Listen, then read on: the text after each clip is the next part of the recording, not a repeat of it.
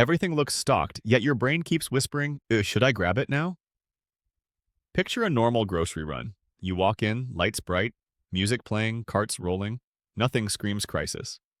And still you find yourself doing the new routine. Checking prices twice, comparing sizes, wondering if the brand you like will be here next week. That feeling is the early warning system most people ignore.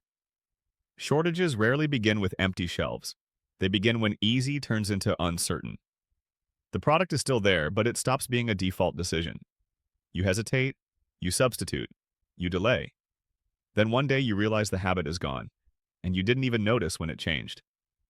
Have you caught yourself saying, I'll skip it this time more often? In this video, we're walking through 10 everyday items that are quietly slipping into that uncertain zone. Not because the world is ending, because supply chains are tighter, weather is rougher, and a few hidden choke points can ripple across your entire cart. And the sooner you recognize the pattern, the more options you keep. We'll count down from 10 to 1. As we go, listen for the real signal. Not what disappears, but what stops feeling dependable. Ready? Let's start with number 10, beef. Beef is still in the cooler in most places. That's what makes the shift so easy to miss. The change is psychological first. It's the moment you notice you're planning meals around discounts, not preferences. It's the moment you choose ground meat because the cuts you used to buy feel out of reach. And that moment is happening to more families than anyone wants to admit. Beef depends on a long chain that starts on ranch land and ends in a package on ice. When drought lingers, the whole chain tightens. Pastures recover slowly. Feed becomes pricier. Water becomes more complicated. Ranchers make hard decisions, not in one dramatic day, but in a season-by-season squeeze. And those decisions echo later, when fewer animals move through the system. Here's the part shoppers feel: shrinkflation and substitution. A package looks familiar until you realize it weighs less, or the price looks the same until you notice the serving count changed. Or your go-to cut is suddenly out more often, replaced by something you didn't plan for. Doesn't it feel like you're negotiating with the meat case now? Watch what happens next, because this is where the shortage becomes real. People start trading down without saying the words. Steaks become a once-in-a-while thing. Roasts become smaller. Ground beef becomes the default. Then even ground beef starts feeling like a purchase you time carefully. If you've ever waited for a sale to buy something you used to buy anytime, you've felt it. And beef isn't just food, it's routine. For many older adults, it's the reliable anchor for simple dinners. A slow cooker meal that lasts 2 days, a sandwich that feels like home, a pot of soup that makes the week easier. When that anchor turns into an occasional purchase, daily life feels a little less steady. That's why beef belongs on this list. Not because it vanished, but because it stopped being automatic. Number 9. Fresh oranges. Oranges are the kind of thing you assume will always be around. They're bright, familiar, and tied to a simple idea. Nature will produce them again next season. But trees aren't like quick crops. A damaged grove isn't a quick reset. It's years of recovery, if recovery is even possible. And that's where the unease comes from. When severe storms hit growing regions, they can rip up trees, flood soil, and leave behind long-term damage. Then there's the quieter threat: diseases that weaken trees over time, reducing yield and changing fruit quality before the tree eventually fails. That slow decline is what turns seasonal into unpredictable. So you still see oranges, but the experience changes. One week they're small, another week they're pricey, another week they look fine, but the flavor is flat. And slowly you stop trusting the display. You start choosing a different fruit because it feels more consistent.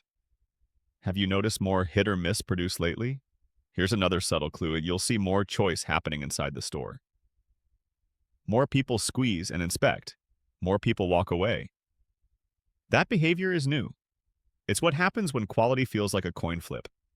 And if shoppers lose trust, demand shifts, which makes stocking even harder to predict. The real shortage here is confidence. When shoppers can't rely on quality, they buy less, and that feeds a cycle. Less predictable demand, more cautious stocking, more inconsistency. It's subtle, but it's real.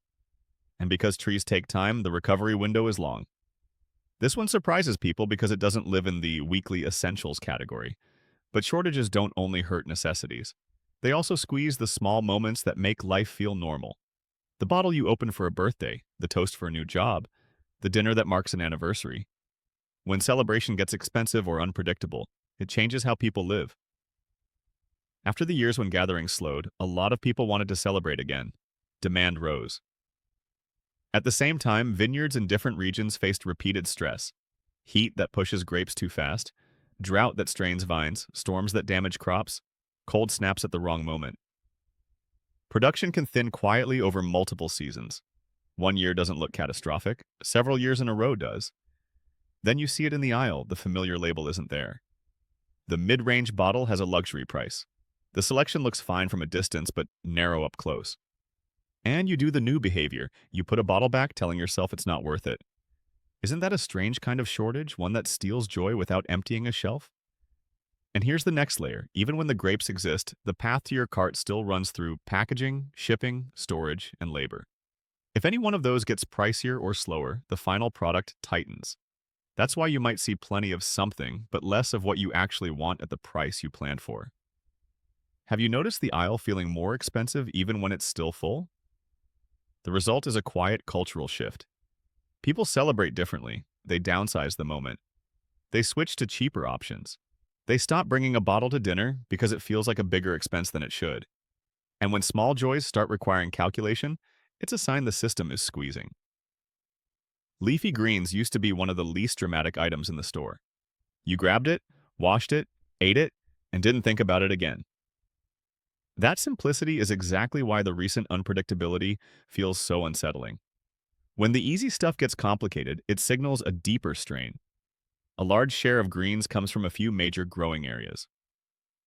When weather becomes more erratic, hotter stretches, unusual rain, shifting seasons, farmers have a tougher time timing planting and harvest. Add plant disease and field losses, and supply becomes choppy. Choppy supply shows up as whiplash. Plenty one week, limited the next. For shoppers, it feels like roulette. You walk in expecting crisp greens and find sad-looking heads, or a higher price than last week, or a sign limiting certain items. Then the next trip looks normal again, and you're tempted to think it was a fluke. But when the flukes repeat, they aren't flukes anymore. And notice how this changes restaurant life too. Side salads get smaller. Sandwiches come with less lettuce. Some places swap greens without saying anything, and the taste changes just enough that you feel it. It's not dramatic. It's just another tiny adjustment that piles onto the stack. How many tiny adjustments can daily life absorb before it feels like a different life? Lettuce matters because it's a support food. It fills in meals. It makes simple dinners feel healthier. When it becomes unreliable, people quietly downgrade their choices. Fewer salads, fewer fresh sides, more processed substitutes. Do you notice how small compromises stack up across a month? This is one of the sneakiest categories because the shelves can look full while the shortage still exists. The signal isn't no cans, the signal is not the can you came for. The exact soup, the exact beans, the exact drink you always buy, gone. And you're standing there wondering if you're just unlucky. Canning depends on hidden inputs most shoppers never think about: metal supply, energy costs, transportation, and the industrial materials involved in processing and preserving. When those inputs get squeezed, manufacturers simplify. They cut slower-selling varieties. They pause certain flavors. They focus on the highest volume products, and that's how familiarity disappears.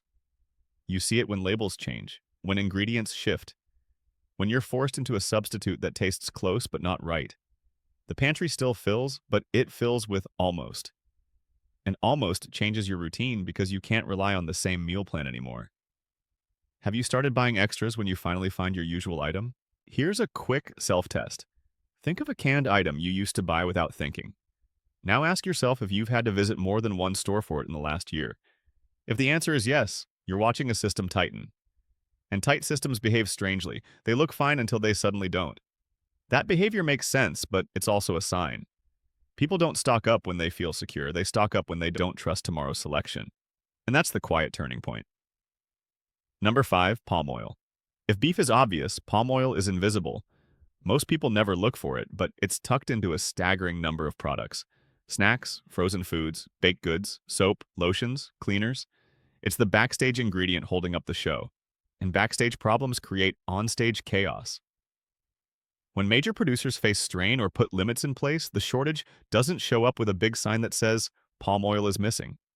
It shows up as 1,000 tiny changes. A cookie feels drier, a chip tastes slightly different, a candy bar melts oddly, a detergent formula changes. You can't point to one thing, but you feel the system wobble. Here's a question that reveals how deep this goes. How many random product changes have you noticed this year? A new package design, a new ingredient list, a new texture. Companies rarely change formulas for fun. They change them when inputs get harder to secure at a predictable cost. And when many companies change at once, it's usually a supply signal. Palm oil also pushes companies into trade-offs. Replace it with another fat, and the texture shifts. Replace it with another supplier, and the price shifts. Either way, you feel it in the final product. It's the shortage you experience as everything is different. Palm oil doesn't cause a stampede. It causes a low-level feeling that everyday products are less consistent. That's the kind of stress that wears people down quietly. Number 4, bread and wheat products. Bread is the ultimate constant. It's in nearly every store, every day. So when wheat pressure builds, people expect bread to disappear. But bread usually doesn't disappear. It speaks through price and package size. And because you buy it often, you feel it often. When global wheat flows are disrupted, costs ripple. Flour costs more, transport costs more, energy costs more, packaging costs more. The loaf stays on the shelf, but the cheap options get squeezed first because they have the thinnest margin. So the budget bread becomes less available, or smaller, or replaced with premium versions. That's when routines change. You start stretching a loaf longer. You buy fewer bakery items. You switch to tortillas or rice or whatever. Feels cheaper that week. None of it feels dramatic, but over months, it reshapes spending and meals. Have you noticed how many little switches you've made without announcing it to yourself? And bread is only the front door. Wheat touches pasta, crackers, cereal, baking flour. So the pressure doesn't stay in one aisle. It drifts through the whole store, raising the background cost of living in small steps. Small steps are the ones people tolerate the longest, until they can't. Number 3, corn.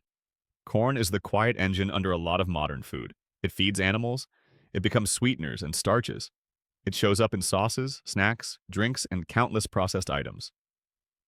So when corn gets stressed, it rarely looks like a corn shortage. It looks like everything is a little more expensive and a little less consistent. That's why it's so hard to spot. Weather swings can hurt yields, drought can reduce output, and production costs can rise with fertilizer and fuel. When that happens, corn becomes pricier, and then animal feed becomes pricier, and then proteins and dairy feel the pressure. The ripple can be delayed, which makes it easy to blame something else. You'll feel it in strange places. A familiar snack costs more, a frozen meal shrinks, a restaurant raises prices, a carton of milk jumps. The store still looks stocked, but the smoothness is gone. And when smoothness is gone, shoppers start second-guessing everything. Isn't that the real fatigue? Feeling like you have to think about every single item? Corn also affects the cheap calories people lean on when budgets get tight.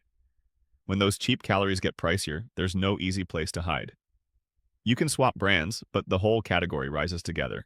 That's when people start cutting back in ways they don't talk about. Number 2, sunflower oil. Cooking oil is supposed to be boring. It's supposed to be a refill, not a decision. But sunflower oil has been tied to supply that can be disrupted. And when disruption happens, the shelf becomes unpredictable. One week it's normal, the next week it's expensive. Then it's gone. Then it's back, but different. People often say, just use another oil. That works until multiple oils are under pressure or priced high at the same time. Then your kitchen becomes a constant adjustment. Different flavors, different smoke points, different results. Your favorite recipes start behaving differently. Have you ever thought, this used to come out better, and couldn't explain why? The deeper issue is that oil prices affect more than home cooking. They affect prepared foods, restaurants, and packaged snacks. When oil becomes volatile, the cost of convenience rises. And that cost shows up everywhere, not just in a bottle. Now, the item that's become the loudest quiet shortage of all. Number 1, eggs. Eggs were the backup plan for millions of households. Quick breakfast, easy dinner, affordable protein. When money was tight, eggs made meals possible. That's why instability here hits like a punch. It's messing with the safety net. And if the safety net starts to fray, what feels truly stable? Egg problems show up as chaos, not emptiness. Prices spike, then they fall a little, then they spike again. Some stores limit cartons. Others stock different sizes and grades than usual. You can still buy eggs, but you can't trust the pattern. And trust is the entire point of a staple. Behind the scenes, the pressures stack. Disease events that reduce flocks, feed costs that climb, energy costs that rise, transport that gets fragile. None of these alone would be enough to break a habit that old. Together they do. The result is that shoppers start treating eggs like a variable expense, not a reliable one. Have you started checking egg prices the way you used to check gas prices? And eggs touch more than breakfast. They're in baking, they're in quick protein meals. They're the simple choice when you don't have energy to cook something complicated. When eggs wobble, people have to rethink that whole category of easy food. What replaces easy when easy becomes expensive? For older adults, eggs are more than a bargain. They're simple to cook, easy to portion, and gentle for a lot of diets. When eggs become unpredictable, it's not only a wallet issue, it's a comfort issue. It's the loss of a dependable fallback when you're tired or not feeling well. That's why this one feels personal. Now here's the uncomfortable question that ties the whole list together. If the simplest staples no longer feel stable, what else will quietly shift next? Let's zoom out for a moment. These 10 items aren't disappearing in a single wave. They're drifting into a new category, available but uncertain. That uncertainty shows up as smaller packages, thinner selection, weaker quality, and prices that require thought. And thought is the thing we didn't used to spend on routine shopping. So what can you do without spiraling into fear? Start small and practical. Notice which items are true anchors in your household, the foods you use constantly, the items that make quick meals possible. When those anchors are reasonably priced and good quality, keep a modest extra on hand. Not a hoard. A cushion. Isn't a cushion calmer than a scramble? Second, diversify your defaults. If you only buy one brand, one cut, one product type, you're at the mercy of that exact supply line. Having a second option means you're not forced into a bad choice when your first choice disappears. What's one item you could easily have a backup for? Third, watch for the pattern shift. If something flips between fine and missing every other trip, that's not random anymore. If a product keeps changing size or formula, that's not imagination. It's adaptation. The system is telling you it's under strain, and once you see it, you can respond calmly. Also, pay attention to your own behavior. If you're buying a little extra just in case, that's useful data. It means your confidence has dropped. Don't shame yourself for it. Use it as a signal to tighten your plan, not your nerves. Because panic spending and calm planning look similar on the outside, but they feel very different on the inside.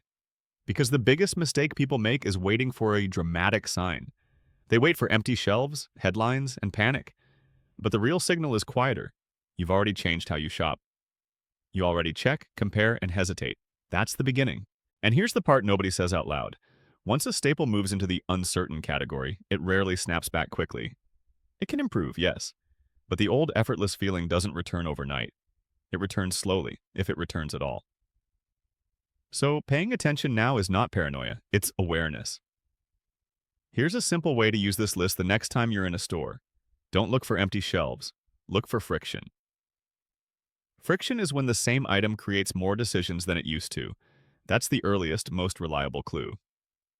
With beef, friction looks like you scanning the price per pound and walking away from the cut you truly wanted. With oranges, it looks like you checking 3 bags and still not trusting any of them. With wine, it looks like you accepting a new label because the old one jumped in price. Those aren't random moments. They're signals. With lettuce, friction looks like you grabbing the bag that's good enough instead of the one you'd normally choose.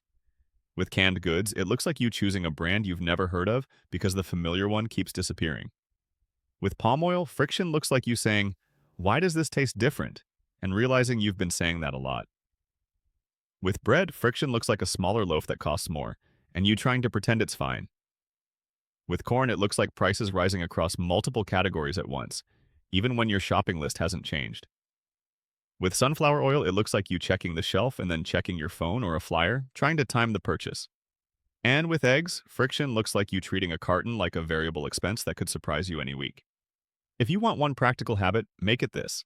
When you find a staple at a reasonable price and good quality, Buy one extra only if you know you'll use it. That keeps you calm without wasting food. It turns uncertainty into a small buffer, not a big burden. And it helps you avoid the worst kind of shortage behavior. Sudden, rushed buying. Another habit that helps is rotating alternatives before you need them. If you think you might switch from one oil to another, test it on a normal week, not a stressful week. If you might replace a pricey protein, try a recipe now so it's familiar later. Familiarity reduces panic because your brain stops treating the change as a loss. Have you ever noticed how much calmer you feel when you've already practiced the substitute? And finally, pay attention to what disappears quietly. Sometimes a shortage doesn't remove an entire category. It removes your exact preference, your favorite cut, your favorite flavor, your trusted brand. That's why people say, I don't see a shortage, while still feeling unsettled. The shelf looks full, but their routine is broken. That broken routine is the real cost. It steals time. It steals confidence. It makes normal errands feel heavy. And that's why noticing early matters more than stockpiling late. The goal isn't to hoard. It's to keep your day-to-day life smooth. So the next time you're shopping, do a quick scan of your own reactions. Are you hesitating more? Are you accepting more substitutes? Are you buying more just in case? Those reactions are the canary in the coal mine. They tell you where the system is wobbling before it tips. And once you see the wobble, you can plan with a clear head. Because the truth is, most people don't get blindsided by a sudden empty shelf. They get worn down by months of small surprises. A price jump here, a missing brand there, a weaker quality item that makes you regret the purchase. Over and over, until the old normal feels far away. And if you don't name it, you start thinking it's just you. It isn't just you. It's a tighter system asking everyone to adapt, one cart at a time. One last detail is timing. In quiet shortages, shelves can look full after deliveries and strained before the next truck. If your best selection only appears on certain days, that's a clue the pipeline is tight. Have you noticed favorites showing up in a narrow window? When you do find them, ask, is this for my routine or just anxiety? That question protects budget and peace and keeps you steady. If this breakdown helped you spot the early signals hiding in plain sight, hit like and subscribe to my channel. I post these practical, no-panic updates so you can stay a step ahead without losing your peace of mind. And in the next video, we'll look at the everyday items that seem stable, right up until they aren't.